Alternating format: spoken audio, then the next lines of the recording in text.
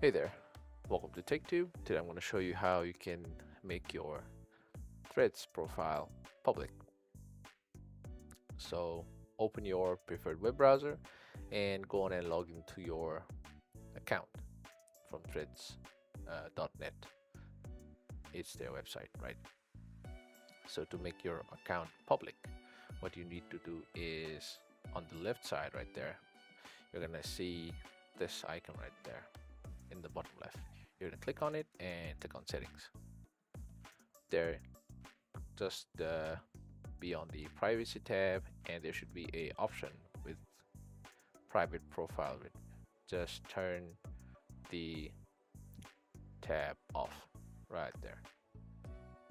So what that does is it will switch your profile to your public profile so people can see or interact with it. Click on OK, and there you go. Your profile is now public. If this content helped you, make sure to like, share, and subscribe to the channel. Thank you.